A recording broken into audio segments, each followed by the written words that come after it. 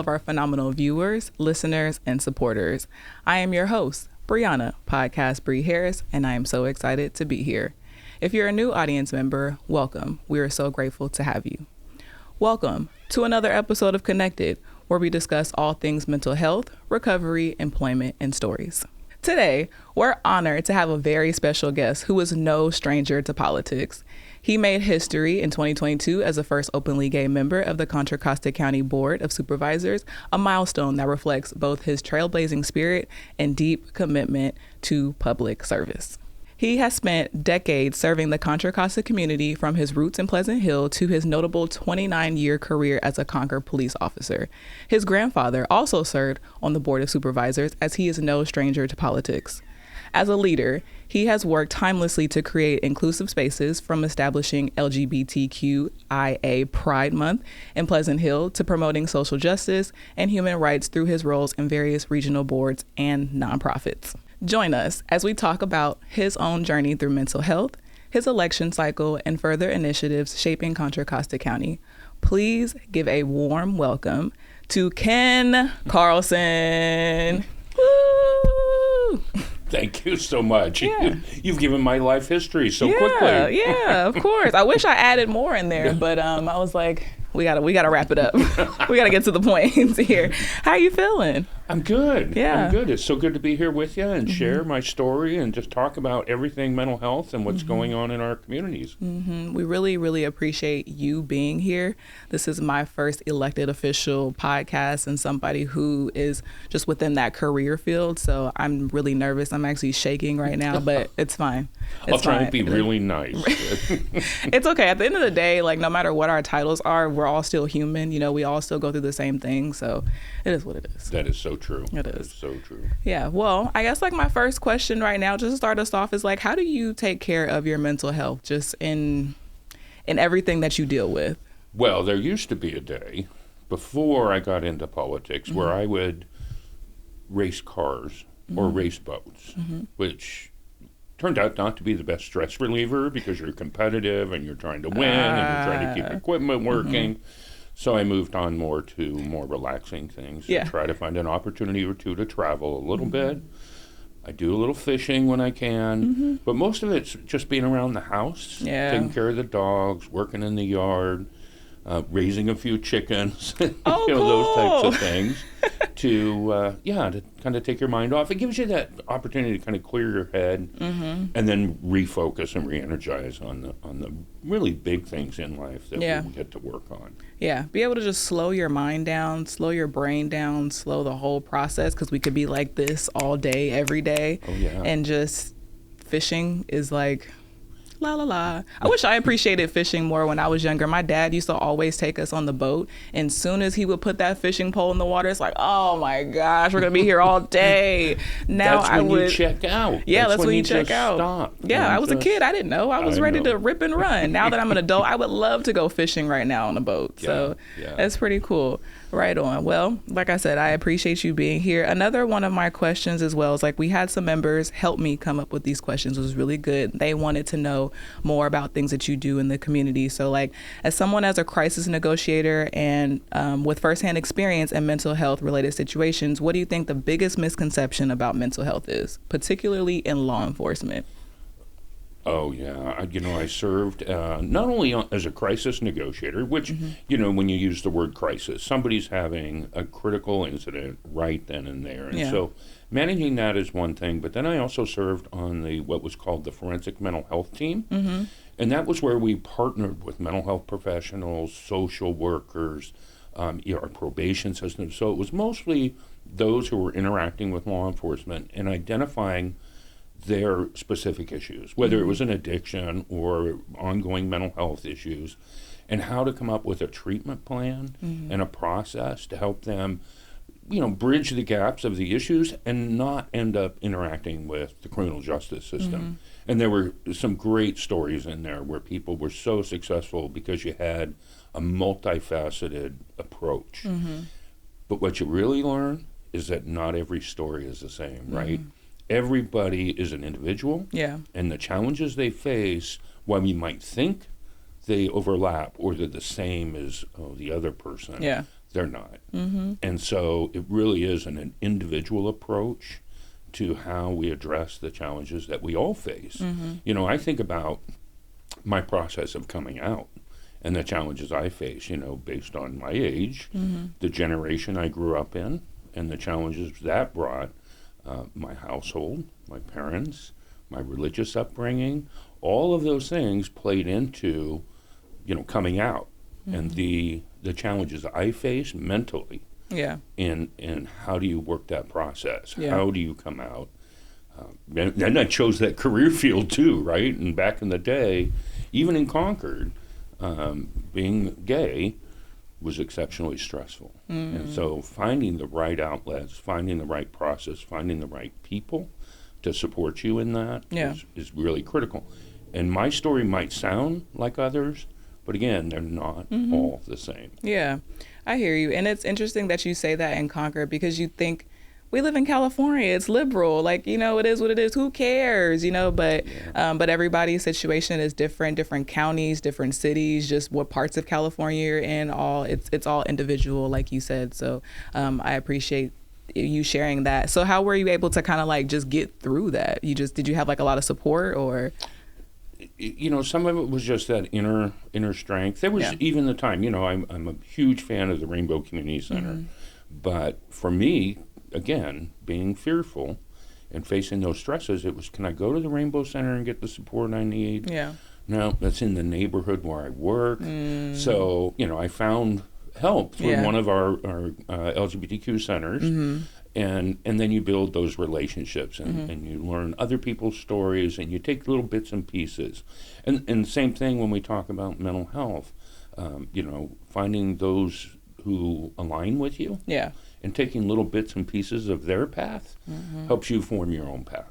Oh, absolutely. I can almost remember my earliest interactions with mental illness was just one of my really close friends who was going through a lot. And in full transparency, in the Black community, it's like we were whooped, you know, and I used to think like, you're not getting whooped at home. Like, that's why you act like this. And it's sad to say, but it's just like, that was kind of my ideology, or your parents aren't strict enough on you. In reality, she's really going through some mental challenges and things that I couldn't help with. And so as I got older and was able to educate myself, and, you know, the times kind of changed, it's like, oh, that was so ignorant of me to you know, to think that. But we're still really good friends to this day, and she has to figure out her own journey and her own path, and, you know, we just kind of love each other from a distance, but that's still my sister at the end of the day. So, but that was just one of my early interactions, and then just kind of working here, it's been a journey. It's been cool though. But it just validates that everybody is a little bit different. Yeah. The influences in our homes, our schools, our work,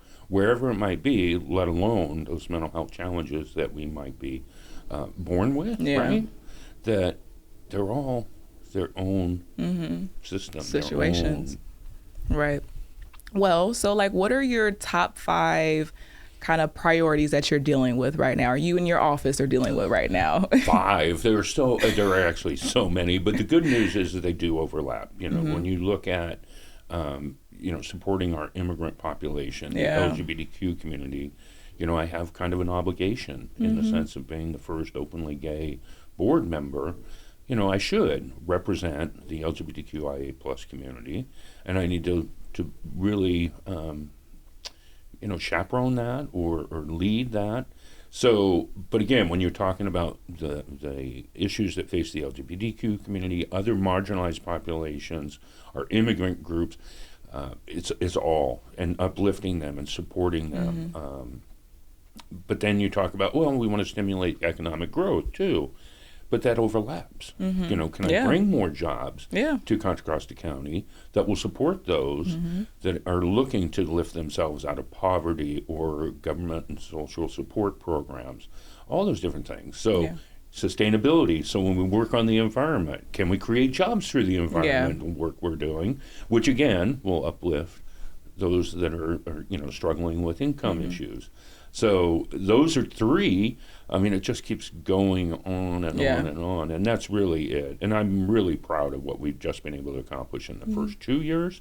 Look forward to several more. Right on.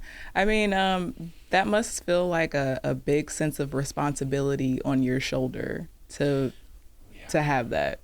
It is. It's really hard. We talk about the funding, Measure X. The voters passed a sales tax initiative to raise additional money to bolster our support systems. And then you have to make decisions. There's only limited amount of dollars available. Yeah. And everybody has such amazing stuff. Every organization that comes forward and says we want to do work in the mental health realm. And then you have to go, I don't have that much money. Yeah. I don't have all those resources. And so how do you divide that up equitably so that you're reaching your goals of serving the community, you're equitable, and you're putting together your social justice practices. So it's checks and balances. It can be very stressful at times because you want to support and do as much as you can. But sometimes you just got to say, I can't, and I don't have the resources. And it's okay to say no. That's part of mental health too, is just saying no. It is, yeah. But at some point, you have to accept that you can't save the world, and some things aren't going to get, touched on. And it's unfortunate, but then it leaves room and growth for other politicians to come in and kind of pick up, where you left off. Yeah. So I mean, not to talk politics, but we live in a very unique world right now. So many of our people are under attack. It's really hard, and so how do we kind of make up for some of that? People are emboldened like they've never been before, and it's really sad, and it really is dividing us as individuals and as citizens. Yeah, it's funny because I had a conversation last week and with this woman I just met, and she was like, I was talking about Connections House and what we do here, and she's like, are you guys worried about, anything that's going on in the world right now?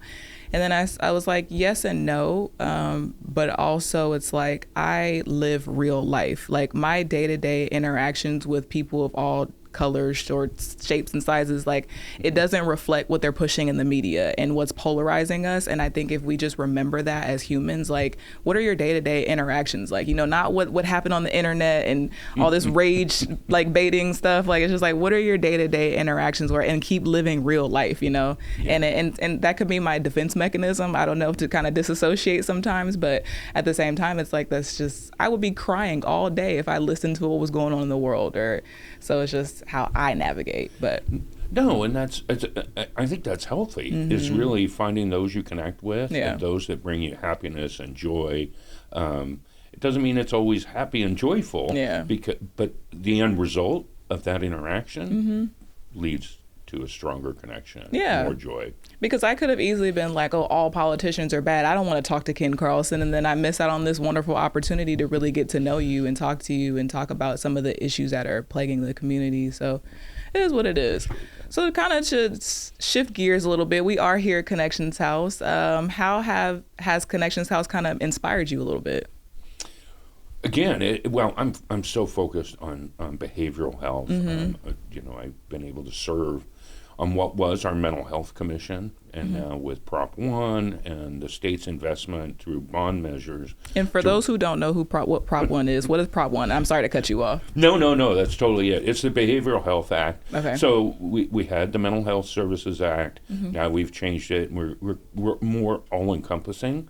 We're talking about substance abuse as well as mental health issues, and kind of putting them all under the one umbrella. But we've through the bond measure, we're raising money to work towards improving our behavioral health treatment systems, opportunities. So I'm now moving on to, which we formed in January, and we're staffing up with community members to have a behavioral health commission where we talk to those family members of receiving services, so family members of those receiving services, as well as those receiving services, and how we can close the gaps, how we can really scrutinize our behavioral health system to get better treatment, better opportunities out there. On top of that, it's really important to me, because I've done a lot of work in the mental health field, whether it was through grant making or my work at the Rainbow Community Center or my law enforcement career. It's really important, too, that we also get people on the educational pathway. Yeah. We don't talk about that very much, but when you go out into the community, it's, if we could hire 5 more counselors, therapists, doctors, but we need to make people aware that that's a career path, and get them in educational paths to get in that and fill the holes, because we just don't have enough in the working world providing those services. And so that's another big part for me is how can we create educational pathways? Right on. How has have you've been to Connections House before, so you kind of know what we do here, and we talk about expanding in California a lot with clubhouses. It's kind of a big thing on the East Coast, but not so much on this side. I know in Michigan they made it their a part of like their government system to have so many clubhouses in the community. So like, how do you feel about that? Do you feel like we need more clubhouses, or what would that look like? We do. Yeah. And it is. It's a community builder, right? And you provide so many opportunities for those facing challenges, work skills, just community skills, all those different things that make you feel so much better about yourself. They have self-esteem. All of those things are just really important. And we use kind of that model in the other work we do across the county, in the sense of kind of bringing it all under one roof. Right on. So like, one of my last questions is, what do you hope to accomplish in this election cycle? Wow, there is. I really, with what we're facing in the political world, continuing to support our behavioral health system, uplifting and supporting our marginalized populations, protecting our immigrants. I mean, there are so many out there that are working so hard to provide services to Monument us. Impact. Yeah, you're putting the plug Shameless in plug. For me. Good for you.